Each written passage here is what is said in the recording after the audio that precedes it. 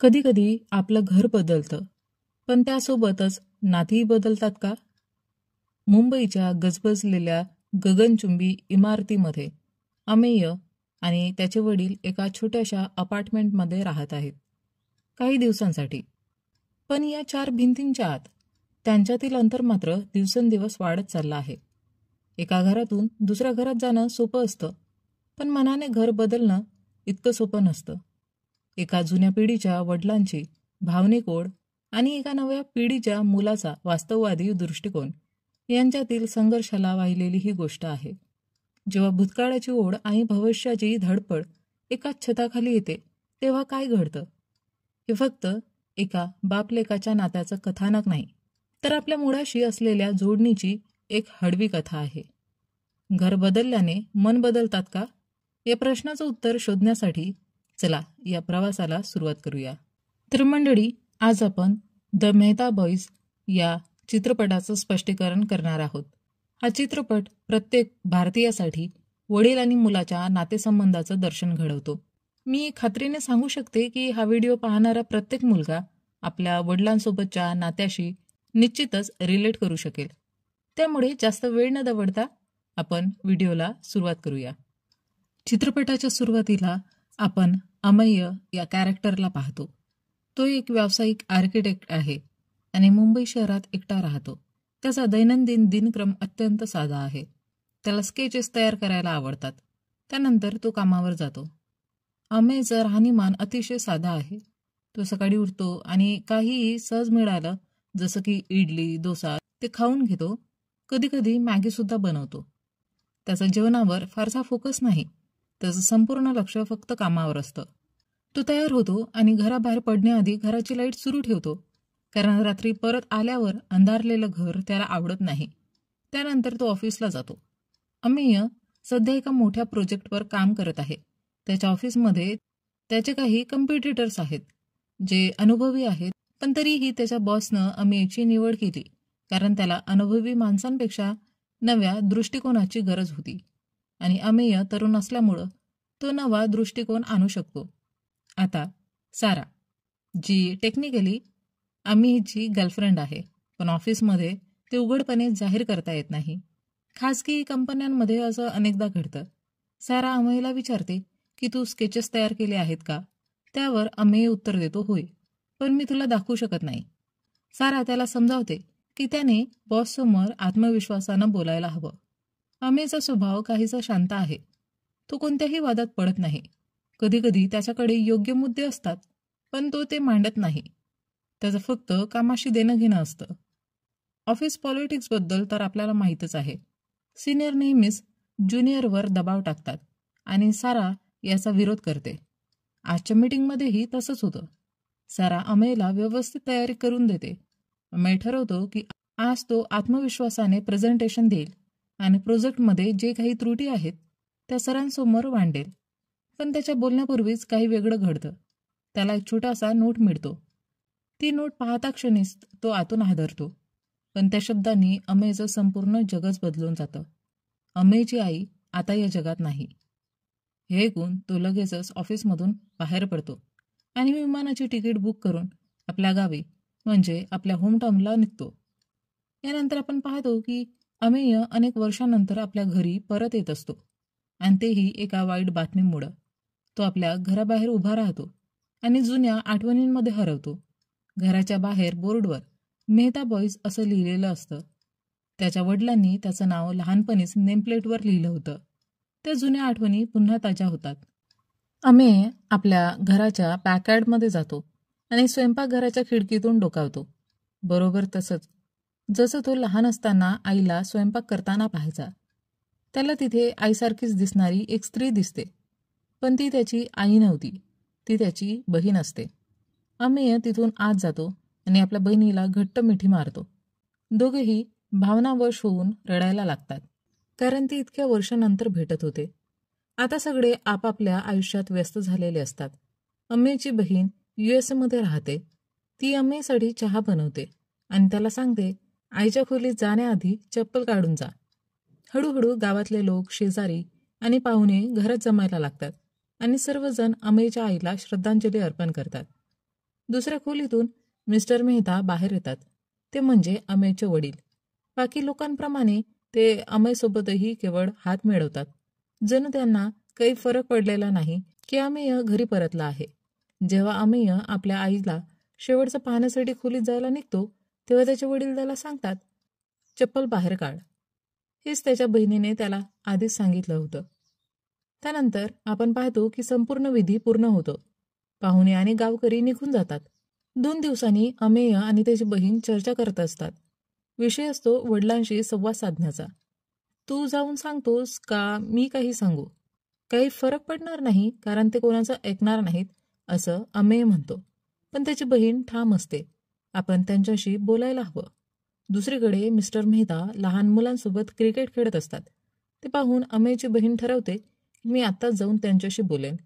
पण ती थेट न बोलता आई जशी बोलायची तसंच बोलते. कारण बऱ्याचदा मुली आपल्या आईची नक्कल करतात आणि वडिलांना ते खूप प्रिय असतं. ती त्यांच्यासमोर जाते आणि ठाम आवाजात म्हणते, आज मी तुमच्याशी बोलणार आहे आणि तुम्हाला माझं ऐकावंच लागेल. तेव्हा मिस्टर मेहता म्हणतात, मला माहिती आहे तुम्ही मला अमेरिकेला घेऊन जायचं ठरवलंय. पण ते शांतपणे पुढे म्हणतात, बेटा चर्चा करूया पण जेवणाच्या टेबलवर. आता मी जरा खेळून येतो. त्या रात्री जेवणाच्या टेबलवर सगळे बसलेले असतात. एकीकडे अमेय ऑफिसच्या कॉलमुळे अस्वस्थ असतो कारण त्याला एक महत्त्वाचा प्रोजेक्ट सबमिट करायचा असतो. तो ऑफिसमधल्या लोकांशी बोलण्यात गुंतलेला असतो. दुसरीकडे अमेयची बहीण वडिलांना समजावत असते, पप्पा तुम्ही अमेरिकेत गेले तर आनंदी राहाल. माझं स्वतःचं घर आहे तिथे. तुम्ही आता आजोबा झाला आहात. तुम्ही माझ्या मुलांसोबत खेळाल, मजा कराल. हे ऐकून मिस्टर मेहता स्मित हास्य करत म्हणतात, हो हो मला सगळं माहिती आहे. मी आजोबा झालोय. ते पुढे म्हणतात, चल मी तुला एक गोष्ट सांगतो. जेव्हा तू शाळेत कुठल्याही स्पर्धेत किंवा परीक्षेत कमी गुण मिळवायचीस तेव्हा मी तुला शांत करण्यासाठी काही छानसं खायला आणायचो. कधी तुझी आई तुझ्यासाठी काहीतरी चविष्ट बनवायची. त्यानंतर तू खूप आनंदी व्हायचीस. मिस्टर मेहता पुढे म्हणतात, मला सध्या अगदी तसंच वाटत आहे. तू इतकं छान डिनर तयार केलंस फक्त मला अमेरिकेत घेऊन जाण्यासाठी. पण मला आतून अगदी हरल्यासारखं वाटतंय. दुसरीकडे फोनवर अमेय जोरजोरात बोलत असतो. हे पाहून त्याची बहीण त्याच्याकडे जाते आणि म्हणते, जेवण तयार आहे, फोन ठेव आणि ये. पण अमेय ऐकत नाही. शेवटी त्याचे वडील स्वतःच जातात. त्याच्या हातातून फोन हिसकावतात, कॉल कट करतात आणि म्हणतात, बेटा जेवण तयार आहे, चल जेवण कर. किती वेळ फोनवर बोलत राहशील? हे अमेयला अजिबात आवडत नाही. पण तरीही तिघेही शांतपणे जेवायला बसतात. मात्र त्या जेवणात प्रेम नव्हतं, फक्त दडपलेला राग होता. खरं तर वर्षानुवर्ष बाप आणि मुलाच्या नात्यात एक तणाव होता. एक अदृश्य भिंत उभी राहिली होती. यामध्ये मात्र अमेयची बहीण मधोमध सापडली होती. दोघांच्या संघर्षात ती पिसत होती. नेक्स्ट डे अमेय निर्णय घेतो की तो या ठिकाणाहून निघून जाईल. तो ठरवतो की जेव्हा त्याचे वडील आणि बहीण फ्लाईटमध्ये बसतील तेव्हा तो थेट एअरपोर्टवर त्यांची भेट घेईल. तो सामान आवरायला लागतो, पण त्याची बहीण त्याला थांबवते आणि म्हणते, पप्पांशी बोलून जा. कदाचित हीच तुझी त्यांच्यासोबतची शेवटची भेट असेल. कदाचित ते पुन्हा कधी परत येणार नाही किंवा तुझ्याशी कधी प्रेमाने बोलणार सुद्धा नाहीत. इतकी वर्ष तुम्ही एकमेकांपासून दूर राहिलात. निदान जाता जाता त्यांच्याशी नीट बोलून जा. अमेय जाताना वडिलांकडे पाहतो आणि म्हणतो, पप्पा मी चाललो. त्यावर त्याचे वडील एवढंच उत्तर देतात, सावकाश जा आणि सुरक्षित पोहोच. त्यांना एवढं सुद्धा म्हणायचं नसतं की पोहोचलास की फोन कर. असं काहीच नाही. गेल्या इतक्या वर्षातही त्यांच्यातलं अंतर भरून निघालं नव्हतं. अमेय जाताना वडिलांच्या दिशेने जातो, हात पुढे करतो. वडीलही फक्त हात मिळवतात, पण गळाभेट घेत नाही. हेच असतं बाप मुलाच्या नात्यातलं न बोललेलं अंतर. जगतीच पूर्णपणे मिटत नाही. अमेय पुन्हा मुंबईला परततो आणि आपल्या जुन्या आयुष्यात कामाला लागतो. त्याचवेळी त्याच्या ऑफिसमध्ये सारा त्याला भेटायला येते. कंपनीतील एक अनुभवी कर्मचारी जो अमेयच्या टीममध्ये वरिष्ठ होता त्याच्याशी बोलते. तो अमेयचा मेंटरही राहिलेला होता. तो सांगतो, मी सगळी प्रोजेक्ट फाईल्स व्यवस्थित तपासून ठेवल्या आहेत. आतापर्यंत आपण जितकेही प्रोजेक्ट कंपनीला पिच केले ते प्रत्येक वेळी रिजेक्ट झाले आहे. पण तुझं प्रोजेक्ट पूर्णपणे वेगळं आहे. तुझ्याकडे संधी आहे. जर तुला सरांशी बोलायचं असेल तर तू बोलू शकतोस. तू पुढे सांगतो की ऑफिसमधील पॉलिटिक्समुळे तुला मुद्दाम पुढे येऊ दिलं जात नाही. हा तुझ्या करिअरसाठी मोठा टप्पा असू शकतो. दुसरीकडे अमेयचे वडील मिस्टर मेहता घर सोडण्याच्या तयारीत असतात. पॅकिंग करत असताना ते अश्रू आवरू शकत नव्हते. त्यांनी गेल्या 71 वर्षात या घरात आयुष्य घालवलं होतं. आपल्या पत्नीबरोबरच्या आठवणी जपल्या होत्या. त्यांच्या वाईफच्या साड्या, फोटो आणि लग्नाच्या काही आठवणी त्यांनी सुटकेसमध्ये ठेवून घेतल्या. पण या घरातील बाकी कोणतीच गोष्ट त्यांच्यासोबत घेऊन जाता येत नव्हती. जाता जाता ते आपल्या जुन्या टाईपरायटरसमोर बसून विल लिहू लागतात. तेव्हाच टॅक्सी घरासमोर येऊन थांबते. त्यांची मुलगी त्यांना समजावते, पण ते रागाने म्हणतात, मी काही घेऊन जात नाही आहे. मला फक्त 10 मिनिटं द्या ही विल लिहून ठेवायला. कदाचित नंतर मी विसरेन. मुलगी हे ऐकून शांत राहते, कारण तिला पप्पांची मानसिक स्थिती समजत असते. 10 मिनिटांनी ते घराबाहेर पडतात आणि टॅक्सीत बसून एअरपोर्टला रवाना होतात. एअरपोर्टवर पोहोचल्यावर एक मोठी समस्या उभी राहते. मिस्टर मेहतांना फ्लाईटमध्ये बसू दिलं जात नाही. यामागचं कारण असतं, त्यांचा तिकीट रिवॉर्ड पॉईंटच्या मदतीने बुक करण्यात आला होता आणि ओव्हरबुकिंगमुळं आता केवळ ज्यांनी पूर्ण पैसे भरून तिकीट घेतलं आहे त्यांनाच प्राधान्य दिलं जात आहे. त्यामुळे त्यांना 2 दिवसांनी उड्डाण करावं लागणार होतं. हे कळताच अमय्य तातडीने एअरपोर्टवर पोहोचतो आणि बहिणीशी वाद घालायला लागतो. त्याची बहिणीची मुलं अमेरिकेत वाट पाहत होती, त्यामुळे तिला त्वरित निघणं गरजेचं होतं. पण वडिलांना 2 दिवस तिथे एकटं ठेवून तिकडून निघून जाणं तिला जड जात होतं. तिच्या डोळ्यातून अश्रू वाहू लागतात. पण अमेय आणि तिचे वडील तिला समजावतात, तू काळजी करू नकोस, आम्ही दोघं व्यवस्थित राहू. फक्त 2 दिवसांचा तर प्रश्न आहे. त्याच्या बहिणीच्या जाण्यानंतर अमेय आपल्या वडिलांना हॉटेलमध्ये न राहता आपल्या अपार्टमेंटमध्ये राहायला सांगतो. तो म्हणतो, फक्त 2 दिवस आहेत, तुम्ही माझ्यासोबत राहा आणि यामुळं बहिणीलाही मनशांती मिळेल. हॉटेलपेक्षा इथे तुम्ही बऱ्यापैकी आराम करू शकता. ते दोघं गाडीत बसतात. अमेयच्या वडिलांना कोणावरही पटकन विश्वास बसत नाही, त्यामुळं त्यांनी गाडीचा हँडब्रेक घट्ट पकडलेला असतो. त्यांनी सतत स्वतःची गाडी चालवली होती, त्यामुळे त्यांना अमेयच्या ड्रायव्हिंगवर विश्वास नव्हता. अमेय हे सगळं लक्षात घेतो, पण तो काही बोलत नाही, कारण त्याचं आणि वडिलांचं नातं फारसं जुळलेलं नव्हतं. अमेयचा अपार्टमेंट टॉप फ्लोअरला असतो. लिफ्टनंतर अजून एक मजला चढायचा असतो. अमेयच्या वडिलांना कुणाचाही आधार नको असतो. मी अजूनही फिट आहे आणि यंग आहे असं त्यांचं म्हणणं असतं. त्यांनी आयुष्यभर स्वतःची जबाबदारी उचलली होती. जेव्हा ते शिड्या चढू लागतात तेव्हा त्यांचा श्वासाचा वेग वाढतो, पण तरीही मी ठीक आहे असं म्हणतात. अपार्टमेंटमध्ये पोहोचल्यावर ते सहज लक्षात आणून देतात, तू घराचं लाईट बंद करायला विसरलास. अमेय उत्तर देतो, मला अंधार आवडत नाही. तो घरातल्या सर्व लाईट्स चालू करतो, पण त्याच्या वडील फक्त जिथे गरज आहे तिथे लाईट सुरू ठेवतात आणि बाकी बंद करतात. ते अमेयच्या बेडरूममध्ये जातात आणि बेडच्या बाजूला ठेवलेला एक फोटो बघतात, त्याच्या आईचा, त्याचा आणि त्याच्या बहिणीचा. हे पाहून त्यांना मनोमन समाधान वाटतं. त्यामुळं ते अमेयला, मी सोफ्यावर झोपतो, तू बेडरूममध्ये झोप, उद्या तुझं ऑफिस आहे ना असं बोलतात. अमेय सांगतो, उद्या संडे आहे, पण मला कधी कधी प्रेझेंटेशनसाठी ऑफिसला जावं लागतं. हे ऐकून त्याचे वडील थोडे आश्चर्याने त्याच्याकडे बघतात. यावरून त्यांच्यात छोटासा वाद होतो, कोण बेडरूममध्ये झोपणार आणि कोण सोफ्यावर. शेवटी अमेय माफी मागतो आणि म्हणतो, पप्पा तुम्ही बेडरूममध्ये जा, मी सोफ्यावर बसून काम करेन. तेवढ्यावर समाधान मानत त्याचे वडील सोफ्यावर झोपतात. सकाळी उठल्यावर मुंबईत जोरदार पाऊस पडत असतो. रस्ते पाण्याखाली गेलेले असतात. त्याचे वडील टीव्ही बघतात आणि अशा हवामानात तू ऑफिसला कसं जाणार असं विचारतात. अमेयचे वडील त्याच्यासाठी मॅगी बनवतात. दरम्यान छप्पर ठिकठिकाणी गळत असतं आणि पावसाचं पाणी अमेयच्या स्केचवर पडतं. हे पाहून त्याचे वडील तिथे एक वाटी ठेवतात, जेणेकरून पाणी एका ठिकाणी जमा होईल. ते दोघं मॅगी खात असतात. अमेय आपल्या लॅपटॉपवर काम करत असतो, पण त्याचे वडील टीव्हीवर कार्टून लावतात. हळूहळू दोघंही कार्टून पाहत हसू लागतात. हसता हसता अमेय झोपून जातो. तो खूप दमला होता. दुसरीकडे त्याचे वडील मात्र कौटुंबिक फोटो पाहत बसतात. काही वेळाने अमेयची झोप उघडते आणि पोलिसांचा सायरन ऐकू येतो. तो घाबरतो. तो पाहतो संपूर्ण खोलीत वडील कुठेही दिसत नाहीत. शेवटचं त्यांना छतावर पाहिलं होतं आणि त्यांच्या हातात फॅमिली फोटो होता. अमेयच्या मनात 100 विचार येतात. काहीतरी वाईट तर घडले नाही ना. तो धावतच बाहेर जातो. वडिलांना शोधत इमारतीच्या खाली जातो. तेव्हा त्याला दिसतं वडील बाहेर गेले होते, फक्त काही भाजीपाला घ्यायला. ते म्हणतात, आज आपण काहीतरी नवीन बनवूया.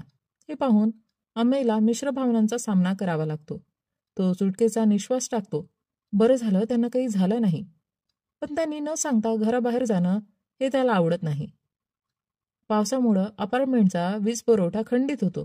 तेव्हा ते दोघं घरभर मेणबत्त्या लावतात आणि मग स्वयंपाक करून मेणबत्तीच्या प्रकाशात एकत्र जेवतात. थोडा वेळ निघून जातो आणि दोघंही थोडं ड्रिंक शेअर करतात. याच वेळी ते पहिल्यांदा त्यांच्या भावनावर मोकळेपणाने बोलतात. हळूहळू संवादातून थोडंसं टोमणे मारणं सुरू होतं. अमेयचे वडील म्हणतात, तू आर्किटेक्ट आहे, पण कायम फक्त लॅपटॉप आणि संगणकावरच असतो. लाईट गेलं की तुझं काहीही चालत नाही. अमेय उत्तर देतो, तसं नाही पप्पा, मी हाताने स्केचिंग करतो, पण 3D रेंडरिंगसाठी मला संगणक लागतो. हळूहळू संवाद पुढे वाढतो. अमेय म्हणतो, जसं आधीच्या काळात लोक चिठ्ठ्या लिहायचे, मग टाईपरायटर आलं आणि आता कम्प्युटर आलं. भविष्यात आणखी काहीतरी नवीन येईल आणि जुन्या गोष्टी कालबाह्य ठरतील. हे ऐकून त्याच्या वडिलांना वाटतं अमेय त्यांना आउटडेटेड बोलतोय, त्यामुळे त्यांच्यात थोडा वादावाद होतो. त्या रात्री अमेयला त्याची बहीण कॉल करते. ती विचारते, आज कसा गेला तुमचा दिवस? पप्पांनी पहिल्यांदा आईशिवाय त्यांचा वाढदिवस साजरा केला होता. अमेयला आपल्या वडिलांशी झालेल्या भांडणाची खंत वाटते, पण तो बहिणीला खोटं बोलतो. खूप छान दिवस गेला, आम्ही नीट सेलिब्रेट केलं. पश्चातापामुळं अमेय ठरवतो की वडिलांना आज चांगला दिवस द्यायचा. तो म्हणतो, एअरपोर्टला जायला अजून 16 तास आहेत, आपण छान हॉटेलमध्ये जाऊन जेऊया. त्याचे वडील मान्य करतात आणि म्हणतात, तू तुझ्या फियांसेलाही बोलव. अमेय आश्चर्याने म्हणतो, फियांसे? माझं असं कोणी नाही. त्यावर त्याचे वडील उत्तर देतात, पण तुझ्या आईने सांगितलं होतं सारा नावाची एक मुलगी आहे ना? अमेय स्पष्ट करतो, ती फक्त माझी गर्लफ्रेंड आहे, फियांसे नाही. त्यावर वडील म्हणतात, असं काहीही असो, तिला जेवायला बोलव. त्यानंतर अमेय ऑफिसला जातो आणि बॉसशी बोलतो. त्याचा बॉस म्हणतो, मीही आर्किटेक्ट आहे, पण माझं वय झालंय, मी पारंपरिक पद्धतीने काम करू शकतो, पण मी तुला तुझ्या एक्सपिरियन्ससाठी नाही तर दृष्टिकोनासाठी ठेवलं आहे. तू पुढे बोलतो, अनुभव असलेल्या लोकांची कमतरता नाही, पण मी तुला आउट ऑफ द बॉक्स विचार करण्यासाठी ठेवला आहे. पण तू फक्त होय सर असंच म्हणतो. तुला स्वतःचा आत्मविश्वास हवा. अमेयचा बॉस त्याला मोटिवेट करत म्हणतो, एक्सपिरियन्स नाही तर दृष्टिकोन महत्वाचा आहे. मी तुला यासाठीच घेतला आहे, कारण तुझ्यात काहीतरी वेगळं करण्याची क्षमता आहे. बोर्ड मीटिंगमध्ये आपले मत ठामपणे मांडायला शिक. त्या संध्याकाळी अमेय आणि त्याचे वडील एका रेस्टॉरंटमध्ये जातात. अमेयचे वडील आधीच सांगतात, आजचं बिल मी भरणार आहे, आजची पार्टी माझ्याकडून. अमेय म्हणतो, असं कशाला पप्पा? पण वडील ठाम असतात, मी एकदा बोललो म्हणजे झालं. थोड्या वेळाने सारा तिथे पोहोचते आणि तिघही गप्पा मारू लागतात. अमेयचे वडील मस्करीत साराला वाईफ म्हणून चिडू लागतात, त्यामुळं अमेय लाजतो. यानंतर अमेय एका वेटरला बोलवतो आणि त्याला सांगतो, बिल पप्पा भरतील, पण हे त्यांना महाग वाटू शकतं, म्हणून अर्ध बिल त्यांच्याकडून घ्या आणि उरलेलं माझ्या कार्डवरून डेबिट करा. वेटर कौतुकाने म्हणतो, सर, असं कडकडीचं पोर नशीबवानांनाच मिळतं. जेवताना सारा अमेयच्या वडिलांना विचारते, तुमची आणि आईची पहिली भेट कशी झाली? त्यावर ते आपली प्रेम कहाणी सांगायला लागतात. त्यांचं लव्ह मॅरेज होतं. त्यांनी एकमेकांसोबत 71 वर्ष अतिशय सुंदररित्या व्यतीत केली होती. हे ऐकून अमेय विचारात पडतो, तोही भविष्यात सारासोबत असं सुंदर आयुष्य जगू शकेल का? कारण आजच्या पिढीत असं निस्वार्थी प्रेम क्वचितच दिसतं. जेवण संपल्यानंतर बिल येतं. अमेयचे वडील बिल पाहतात आणि पैसे काढतात. त्यांच्या नजरेत काहीतरी वेगळं जाणवतं. त्यांना समजतं की बिलमध्ये काही रक्कम कमी करण्यात आली आहे. ते लगेचच अमेयकडे बघतात आणि त्यांचे डोळे पाणावतात. ते म्हणतात, तू मला इतकंही लायक समजलं नाहीस का की मी बिल स्वतः भरू शकेन? ते काही न बोलता उठतात आणि तिकडून निघून जातात. अमेय खूप वाईट फील करतो. मी त्यांना खुश करायचं ठरवलं होतं, पण उलटच झालं. एअरपोर्टला पोहोचल्यानंतर सारा लक्षात आणून देते, पप्पांची बॅग रेस्टॉरंटमध्येच राहिली. अमेय घाईघाईने गाडी परत रेस्टॉरंटकडे नेतो, पण तिथे पोहोचल्यावर त्यांना कळतं की बॅग हरवली आहे. अमेय वेटरशी भांडतो आणि रागाने म्हणतो, त्या बॅगमध्ये माझ्या पप्पांच्या 71 वर्षाच्या आठवणी आहेत, माझ्या आईच्या आठवणी आहेत, त्यांचा पासपोर्ट आहे, त्यांच्या आयुष्याची सगळी जमापुंजी आहे. ती बॅग कुठे गेली? मला ती हवी. तो हॉटेल मॅनेजरकडे तक्रार करतो आणि तिकडून निघून जातो. अमेय त्याच्या वडिलांना आणि साराला अपार्टमेंटमध्ये घेऊन जातो. दार उघडताच तो जोरात ओरडतो. पूर्ण सिलिंग कोसळलं असतं. जिथून लिकेज होतं तिथून संपूर्ण छप्पर पडलं असतं. त्याचे वडील साराला म्हणतात, बेटा, खाली गाद्या टाक, आज आपण याच घरात झोपू. सारा झोपून जाते आणि दुसऱ्या बाजूला अमेय व त्याचे वडील गप्पा मारत पडलेले असतात. त्याचे वडील म्हणतात, टॉप फ्लोअरचं घर घेतलंस, छान व्ह्यू मिळतोय, पण छप्पर पडल्यामुळं आकाश अजूनच स्पष्ट दिसतं. आम्ही सुद्धा हे थट्टेनं घेतो. सकाळी मिस्त्री लोक घर दुरुस्त करायला येतात. त्याच वेळी सारा म्हणते, आपल्याला पोलीस कंप्लेंट द्यावी लागेल. त्यानंतर नवीन पासपोर्टसाठी अर्ज करता येईल आणि 10 दिवसात पासपोर्ट मिळेल. आम्ही पोलीस स्टेशनला तक्रार करायला निघून जातो. सारा आणि अम्मीचे वडील दारू पित असतात आणि एकमेकांशी गप्पा मारतात. मिस्टर मेहता विनोदावर विनोद करत असतात आणि दोघंही खूप हसत असतात. ते म्हणतात, माझा मुलगा कधी मोठा झाला, कधी मुंबईला शिफ्ट झाला, मला कळलंच नाही. तो रविवारी सुद्धा जॉब करतो. त्यासाठी तो मुंबईला आला आहे का? सगळं ठरल्यावर ते पासपोर्ट व्हेरिफिकेशनसाठी ऑफिसमध्ये जातात. तिथे अधिकारी सांगतात, नवीन पासपोर्ट तुमच्या रेसिडेन्शियल ॲड्रेसवर जाईल. मिस्टर मेहता लगेच म्हणतात, हे माझं घर नाही, माझा खरा पत्ता माझ्या मूळ गावी आहे. माझा पासपोर्ट तिथेच जायला हवा. यावरून अमेय आणि त्याच्या वडिलांमध्ये पुन्हा भांडण होतं. पासपोर्ट ऑफिसमधून परतताना गाडीत बसल्यावर मिस्टर मेहता हँडब्रेक घट्ट धरून ठेवतात. अमेय त्यांना सांगतो, पप्पा मी 10 वर्षांपासून गाडी चालवतोय, कृपया हँडब्रेक सोडा. पण त्याचे वडील ऐकत नाही. दोघांमध्ये खेचाखेची सुरू होते आणि अचानक हँडब्रेक ओढला जातो. गाडी संपूर्ण रस्त्यावरून घसरू लागते. बाहेर जोरदार पाऊस सुरू असतो. गाडी एका पुलावर जाऊन धडकते. अमेयचा संताप अनावर होतो. तो आपल्या वडिलांवर ओरडतो. त्याचे वडील गाडीतून बाहेर पडतात आणि अमेयलाही बाहेर बोलवतात. ते संतापाने म्हणतात, ये मला मार किंवा मी तुला आज संपवतो. मिस्टर मेहतांचा प्रचंड राग बघून अमेय स्वतःला शांत करतो आणि म्हणतो, पप्पा मी चुकलो, मी रागाने बोललो. तो त्यांना गाडीत बसायला सांगतो, पण त्याचे वडील ऐकत नाही. ते एक टेम्पो थांबवतात आणि त्यात बसून निघून जातात. अमेय त्यांना थांबत नाही. युगोच्या लढाईत तो गप्प राहतो. अमेय थेट घरी परततो. वाट पाहतो की पप्पा घरी येतील, पण ते येत नाही. ते एका लोकल कॅफेत जाऊन जेवायला बसतात. तेवढ्या त्यांना समोर एक स्त्री दिसते, जी त्यांच्या दिवंगत पत्नीसारखीच दिसत असते. त्यांना भास होतो की ती त्यांची पत्नी आहे. ते तिच्या मागे धावू लागतात आणि अचानक एक गाडी त्यांना धडक देते. ते रस्त्यावर कोसळतात आणि गंभीर जखमी होतात. सारा तिथे पोहोचते. काही वेळानंतर अमेय देखील रुग्णालयात येतो. सारा त्याला समजावते, अमेय तुझे वडील तुझ्यासोबत होते, मग त्यांनी टेम्पो का पकडला, अपघात कसा झाला? अमेय सर्व काही सांगतो. ते तुझे वडील आहेत अमेय. वयाच्या एका टप्प्यानंतर पालक मुलांसारखे वागतात. आपण लहान होतो तेव्हा त्यांनी आपल्याला सांभाळलं, तसंच आता आपण त्यांना समजून घेतलं पाहिजे. पण अमेय ऐकत नाही. तो संतापाने उत्तर देतो, तेव्हा त्यांना मोठं समजा जेव्हा पैसे द्यायचे असतात, आणि जेव्हा ते हट्टीपणा करतात तेव्हा ते लहान होतात का? सारा काहीच बोलत नाही. ती फक्त म्हणते, ते आपले पालक आहेत आणि त्यांचं वय झालं आहे. हे बोलून ती तिकडून निघून जाते. हरवलेला बॅग मिळतो. अमेय आपल्या वडिलांच्या चेंबरमध्ये जातो आणि म्हणतो, पप्पा ती बॅग मिळाली आहे. वेटरनेच ती परत आणून दिली. मॅनेजरचा कॉल आला होता. उद्या आपल्याला पासपोर्ट मिळेल आणि तुम्ही जाऊ शकता. माझ्या वागण्याबद्दल मला माफ करा. मी तुमच्याशी चुकीचं वागलो. त्याचे वडील शांतपणे उत्तर देतात, नाही बेटा, मी कदाचित आता प्रवासाला जाऊ शकणार नाही. काल तुझ्या आईने मला स्वप्नात सांगितलं की मी जाऊ नये, आणि तो बॅग वेटरने नाही तुझ्या आईने पाठवला होता. ती नाही इच्छित की मी घर सोडून बाहेर जाऊ. अमेय त्यांना समजवण्याचा प्रयत्न करतो, पप्पा आई आता आपल्यात नाही. तुम्ही इतका विचार का करताय? तुम्ही तुमच्या तब्येतीची काळजी घ्या. पण त्याचे वडील काहीच ऐकत नाही आणि रडू लागतात. मिस्टर मेहता घरी परततात. रुग्णालयातून डिस्चार्ज मिळाल्यावर ते थेट आपल्या मूळ गावी निघून जातात. त्यांनी एक नोट ठेवलेली असते आणि कोणालाही न सांगता घर सोडलेलं असतं.